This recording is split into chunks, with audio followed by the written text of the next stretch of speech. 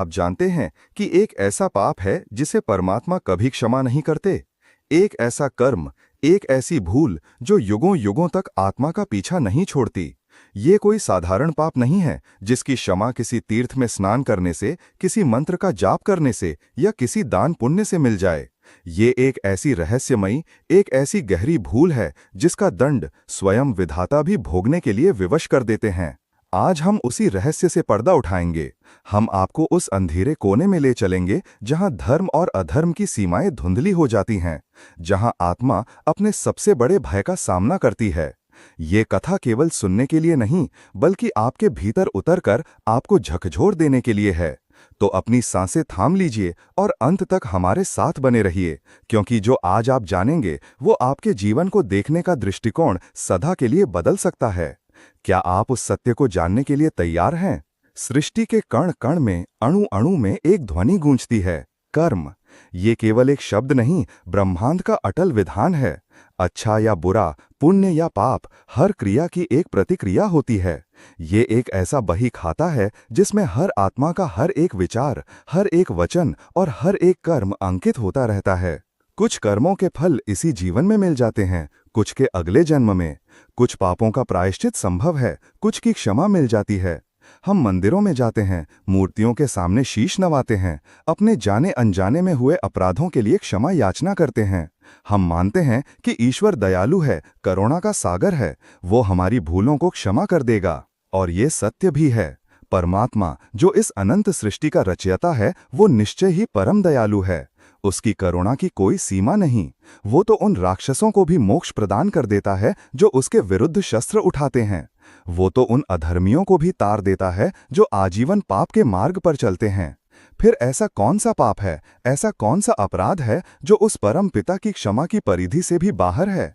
ऐसा क्या है जो इतना भयंकर, इतना विनाशकारी है कि स्वयं सृष्टि का विधान भी उसके सामने नतमस्तक हो जाता है? इस रहस्य को समझने के लिए हमें कर्मों की गहनता में उतरना होगा। कर्म केवल वही नहीं जो हम अपने हाथों से करते हैं। कर्म हमारे विचारों में जन्म लेता है, हमारी वाणी से प्रकट होता है और फिर हमारे कार्यों में परिणत होता है। पाप की जड़ें बहुत गहरी होती हैं। क्रोध, लोभ, मोह, अहंकार, ईर्ष्या, ये वे विषैले बीज हैं जिनसे पाप के विशाल वृक्ष उत्पन्न होते हैं। हम जानते हैं, चोरी करना पाप है, हिंसा करना पाप है, झूठ बोलना पाप है, किसी निर्दोष को सताना पाप है। इन सभी पापों के लिए शास्त्रों में दंड और प्रायश्चित दोनों का विधान है। राजदंड और यमदंड का भय हमें इन मार्गों पर जाने से रोकता है। परंतु कल्पना कीजिए एक ऐसे कर्म की जो इन सब से परे हो। एक ऐसा पाप जो किसी दूसरे को नहीं बल्कि स्वयं को ही नष्ट कर देता हो। एक ऐसा अंधकार जो बाहर से नहीं भीतर से उठता हो। ये वो पाप है जिसे करने वाला स्वयं ही अपना न्यायाधीश बन जाता है और स्वयं ही अपने लिए ऐसा दंड चुनता है जिससे निकल पाना लगभग असंभव हो जाता है। ये यात्रा आपको भयभीत कर सकती है, ये आपको असहज कर सकती है, क्योंकि ये यात्रा किसी और की नहीं, आपके स्वयं के भीतर की है। ये आपके मन के उन अनछुए कोनों को स्पर्श करेगी जिनसे आप शायद आज तक अपरिचित थे। सोचिए, संसार में सबसे शक्तिशाली वस्तु क्या है? कुछ कहेंगे धन, कुछ कहेंगे बल, कुछ कहेंगे ज्ञान, परंतु वास्तव में सबसे शक्तिशाली वस्तु है विश्वास। एक शिशु का अपनी मां पर विश्वास, एक भक्त का अपने ईश्वर पर विश्वास, एक रोगी का वैद्य पर विश्वास। विश्वास ही वो धागा है जो संबंधों को, समाज को और सृष्टि को एक सूत्र में पिरोए हुए है। जब ये विश्वास टूटता है तो सब कुछ बिखर जाता है। और इसी विश्वास से जुड़ा है वो पाप जिसकी हम आज चर्चा कर रहे हैं। ये पाप किसी की हत्या करने से भी बड़ा है, किसी का सर्वस्व लूट लेने से भी भयंकर है, क्योंकि ये आत्मा की हत्या है। ये स्वयं के अस्तित्व पर, स्वयं की चेतना पर, स्वयं की दिव्यता पर से विश्वास उठा लेना है। चलिए इसे और गहराई से समझते हैं। हर मनुष्य के भीतर, हर जीव के भीतर परमात्मा का एक अंश विद्यमान है जिसे हम आत्मा कहते हैं। ये आत्मा शुद्ध है, सनातन है, अविनाशी है। ये आनंद का, ज्ञान का और प्रेम का स्रोत है। हमारा पूरा जीवन इसी आत्मा को जानने की, इसी आत्म तत्व में स्थित होने की एक यात्रा है। हमारे ऋषि मुनियों ने सहस्त्रों वर्षों की तपस्या के बाद इसी सत्य को जाना। उन्होंने हमें बताया कि अहम ब्रह्मास्मि, मैं ही ब्रह्म हूँ, तत्वमसि, वह ब्रह्म तू ही है। यह हिंदू धर्म का, सनातन परंपरा का मूल सिद्धांत है। हमारा शरीर एक वस्त्र की भांति है जिसे आत्मा धारण करती है। मन, बुद्धि, अहंकार ये सब इस शरीर के उपकरण हैं, परंतु हम भूल जाते हैं, हम इस शरीर को ही स्वयं मान बैठते हैं। हम अपनी पहचान अपने नाम से, अपने पद से, अपने धन से, अपने संबंधों से जोड़ लेते हैं और यहीं से सारे दुखों का आरंभ होता है। हम भूल जाते हैं कि हम कौन हैं। हम उस अनंत सागर की एक बूंद होते हुए भी स्वयं को एक छोटे से गड्ढे का पानी मानकर सीमित कर लेते हैं। ये अज्ञान है और अज्ञान ही समस्त पापों की जननी है। परंतु ये अज्ञान भी क्षमा करने योग्य है। गुरु के सानिध्य से, सत्संग से, स्वाध्याय से ये अज्ञान मिट सकता है। ज्ञान का एक दीपक अज्ञान के घने अंधकार को मिटाने के लिए पर्याप्त है। किंतु जब ये अज्ञान अपनी पराकाष्ठा पर पहुंच जाता है, जब ये एक ऐसी हठ धर्मिता का रूप ले लेता है जहां व्यक्ति सत्य को जानने से ही इनकार कर दे, तब वो उस अक्षम्य पाप की सीमा में प्रवेश करता है। ये पाप है आत्मतिस्कार। ये पाप है अपनी दिव्यता का अपमान करना। ये पाप है ये मान लेना कि मैं केवल ये शरीर हूं, मैं केवल ये मन हूं, मुझ में कोई अच्छाई नहीं, कोई शक्ति नहीं, कोई आशा नहीं। जब कोई व्यक्ति इस अवस्था में पहुंच जाता है तो वो स्वयं अपनी आत्मा का गला घोंट देता है। वो उस प्रकाश के स्रोत को बंद कर देता है जो उसके भीतर से प्रस्फुटित हो रहा था। वो उस अमृत के कलश को ठुकरा देता है जो स्वयं उसके हृदय में स्थापित था। ये वो बिंदु है जहां व्यक्ति ईश्वर के अस्तित्व को नहीं, बल्कि स्वयं के भीतर ईश्वरीय अंश के अस्तित्व को नकार देता है। वो कहता है, ईश्वर होगा पर मुझ में नहीं हो सकता। मैं तो पापी हूं, मैं तो अधम हूं, मेरा उद्धार संभव ही नहीं। ये निराशा की, ये हताशा की, ये आत्मग्लानि की वो चरम अवस्था है जहां व्यक्ति स्वयं अपने मोक्ष के सारे द्वार बंद कर लेता है। वो स्वयं को क्षमा करने से इनकार कर देता है।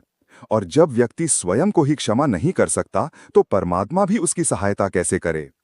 परमात्मा किसी पर अपनी इच्छा थोपता नहीं। वो हमें स्वतंत्रता देता है, चुनने की स्वतंत्रता। हम चाहें तो प्रकाश का मार्ग चुनें, चाहें तो अंधकार का।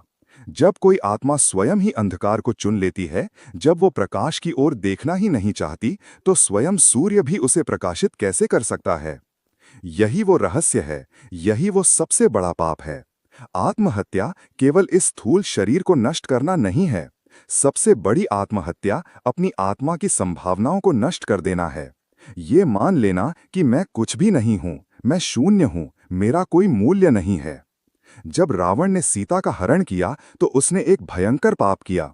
जब दुर्योधन ने द्रौपदी का अपमान किया तो उसने महापाप किया। जब कंस ने अपनी ही बहन के पुत्रों की हत्या की तो उसने जघन्य पाप किया। इन सभी को उनके कर्मों का दंड मिला, परंतु उनके भीतर कहीं ना कहीं ये अहंकार था कि मैं कुछ हूं। वे स्वयं को कर्ता मान रहे थे। वे अपनी शक्ति का दुरुपयोग कर रहे थे, पर वे अपनी शक्ति के अस्तित्व को नकार नहीं रहे थे। किंतु वो व्यक्ति जो घुटने टेक कर यह कहता है, मुझ में कोई शक्ति ही नहीं है, मैं कुछ कर ही नहीं सकता, मैं बदलने के योग्य ही नहीं हूं, वो स्वयं अपनी जड़ों को काट रहा है। वो उस वृक्ष की भांति है जो स्वयं अपनी शाखाओं को तोड़ रहा है, अपने पत्तों को नोच रहा है और सूर्य से कह रहा है कि मुझे तुम्हारी रोशनी नहीं चाहिए। ये एक बहुत ही सूक्ष्म और गहरा विषय है। इसे समझना आसान नहीं, क्योंकि हमारा समाज हमें अक्सर अपनी कमियों पर ध्यान केंद्रित करना सिखाता है। हमें बताया जाता है कि हम कितने अपूर्ण हैं। धर्म के नाम पर भी कई बार हमें केवल भय दिखाया जाता है। हमें हमारे पाप गिनाए जाते हैं। हमें ये महसूस कराया जाता है कि हम कितने तुच्छ हैं। इस प्रक्रिया में हम धीरे धीरे अपनी आंतरिक शक्ति से, अपनी आत्मा की आवाज से दूर होते चले जाते हैं। हम स्वयं से घृणा करने लगते हैं। हम अपनी गलतियों के बोझ तले इतना दब जाते हैं कि हमें लगता है कि अब उठना संभव ही नहीं। और यही वो जाल है, यही वो माया है, यही वो सबसे बड़ा अधर्म है। क्योंकि सत्य तो ये है कि आप ईश्वर की सबसे अद्भुत रचना हैं। आपके भीतर अनंत संभावनाएं छिपी हैं। आप प्रेम का, आनंद का और शांति का मूर्त रूप हैं। आपने चाहे कितने भी पाप किए हों, कितनी भी गलतियां की हों, आपके भीतर की वो दिव्य ज्योति कभी मलिन नहीं होती। वो हमेशा प्रज्वलित रहती है। बस राख की एक परत उस पर जम जाती है। उस राख को हटाने की आवश्यकता है, और वो राख हटेगी आत्म प्रेम से, आत्म स्वीकार से। जब आप स्वयं को अपनी समस्त अच्छाइयों और बुराइयों के साथ स्वीकार करते हैं, जब आप अपनी गलतियों के लिए स्वयं को क्षमा करते हैं, तभी आप दूसरों से क्षमा पाने के योग्य बनते हैं। तभी आप परमात्मा की क्षमा को ग्रहण करने के पात्र बनते हैं। जो व्यक्ति स्वयं से प्रेम नहीं कर सकता, वो किसी और से सच्चा प्रेम नहीं कर सकता। जो व्यक्ति स्वयं का सम्मान नहीं करता, वो किसी और का सच्चा सम्मान नहीं कर सकता। जो व्यक्ति स्वयं पर विश्वास नहीं करता, वो परमात्मा पर भी सच्चा विश्वास नहीं कर सकता। उसका विश्वास केवल एक भय पर आधारित होगा, एक सौदेबाजी पर आधारित होगा। हे प्रभु, मैं ये पूजा कर रहा हूं, मुझे ये दे दो। ये भक्ति नहीं, ये व्यापार है। सच्ची भक्ति का आरंभ आत्मज्ञान से होता है, ये जानने से कि मैं कौन हूं। और जब आप ये जान लेते हैं कि आप वो अविनाशी, सनातन, दिव्य आत्मा हैं, तो फिर कोई पाप आपको बांध नहीं सकता, कोई दुख आपको छू नहीं सकता, कोई भय आपको डरा नहीं सकता। परंतु जो व्यक्ति इस सत्य को जानने का प्रयास ही नहीं करता, जो इस सत्य से मुंह मोड़ लेता है, जो स्वयं को कोसने में ही अपना पूरा जीवन व्यतीत कर देता है, वो एक ऐसा अपराध करता है जिसकी कोई क्षमा नहीं, क्योंकि वो स्वयं अपनी क्षमा के द्वार बंद कर चुका है। उसने स्वयं को एक ऐसे कारागार में बंद कर लिया है जिसकी चाबी उसी के पास है, पर वो उस चाबी को देखना ही नहीं चाहता। यह अवस्था किसी भी बाहरी नरक से अधिक पीड़ादायक है, क्योंकि यह एक मानसिक, एक आत्मिक नरक है, जहां व्यक्ति प्रति क्षण अपनी हीनता की अग्नि में जलता रहता है। उसे संसार का हर सुख व्यर्थ लगता है, उसे किसी के प्रेम में सच्चाई नजर नहीं आती, उसे हर कोई शत्रु प्रतीत होता है। वो एकाकी हो जाता है, अपने ही विचारों के जाल में फंसकर छटपटाता रहता है। ये कोई काल्पनिक बात नहीं है। हम अपने आसपास ऐसे कई लोगों को देखते हैं जो इस आत्मतिरस्कार की पीड़ा से गुजर रहे हैं। वे बाहर से मुस्कुराते हुए दिख सकते हैं, परंतु भीतर से वे खोखले हो चुके होते हैं। उनकी आंखों की चमक खो जाती है, उनके जीवन का उत्साह मर जाता है। वे बस एक यंत्र की भांति अपना जीवन जी रहे होते हैं, बिना किसी लक्ष्य के, बिना किसी आनंद के। ये पाप इसलिए अक्षम्य है क्योंकि ये सृष्टि के मूल उद्देश्य के विरुद्ध है। सृष्टि का उद्देश्य है आनंद की अभिव्यक्ति, चेतना का विस्तार, और ये पाप चेतना का संकुचन करता है, आनंद को नकारता है। यह जीवन का अपमान है, ये उस परमात्मा का अपमान है जिसने हमें ये अनमोल मनुष्य जीवन दिया है ताकि हम अपनी दिव्यता को पहचान सकें। जब हम अपनी दिव्यता को नकारते हैं तो हम उस उपहार को ठुकरा रहे होते हैं। हम उस कलाकार का अपमान कर रहे होते हैं जिसने हमें इतनी सुंदरता से गढ़ा है। हम उस पिता का तिरस्कार कर रहे होते हैं जो बाहें फैलाए हमारी प्रतीक्षा कर रहा है कि कब हम उसकी ओर लौटें। इसलिए आज इस क्षण अपने भीतर झांकिए। क्या आपके मन में भी आत्मतिरस्कार का कोई बीज है? क्या आप भी अपनी गलतियों के लिए स्वयं को कोसते रहते हैं? क्या आपको भी लगता है कि आप किसी लायक नहीं हैं?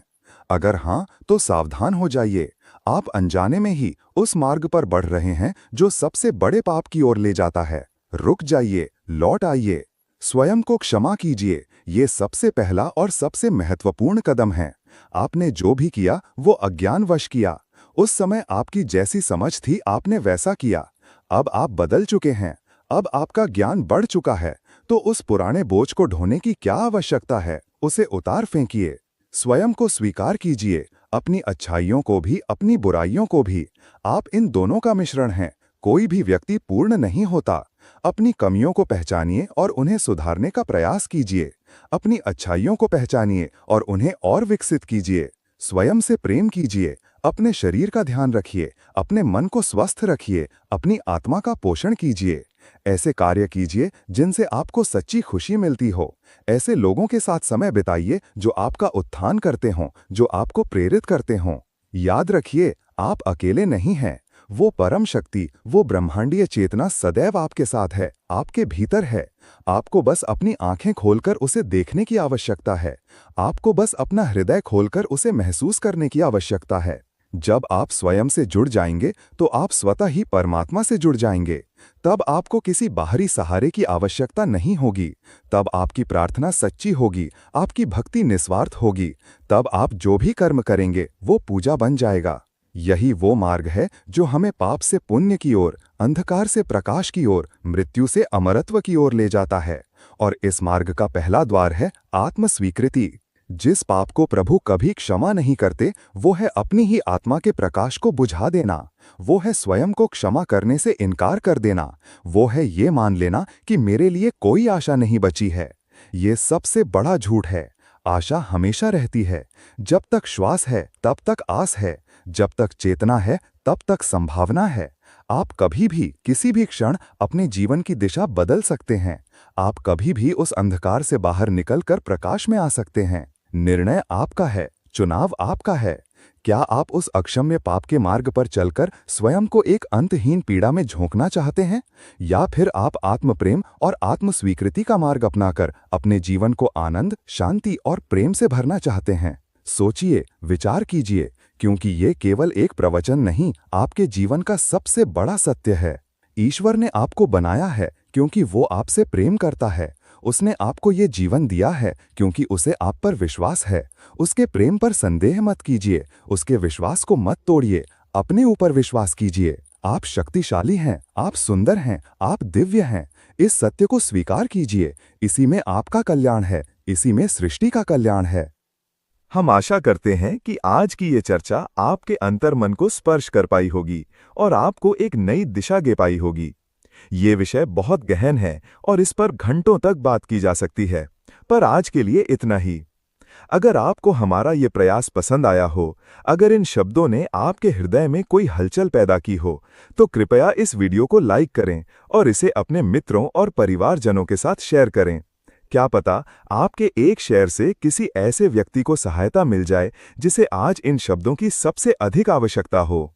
और हमारे चैनल ज्ञान एक शक्ति है को सब्सक्राइब करना ना भूलें, ताकि आप भविष्य में भी ऐसे ही ज्ञानवर्धक और चेतना को जागृत करने वाले विषयों से जुड़े रह सकें। आपके सहयोग से ही हमें और बेहतर करने की प्रेरणा मिलती है। अगली बार हम फिर एक गहरे विषय के साथ आपके समक्ष उपस्थित होंगे। तब तक के लिए स्वयं से प्रेम करते रहिए और अपने भीतर की शक्ति को पहचानते रहिए।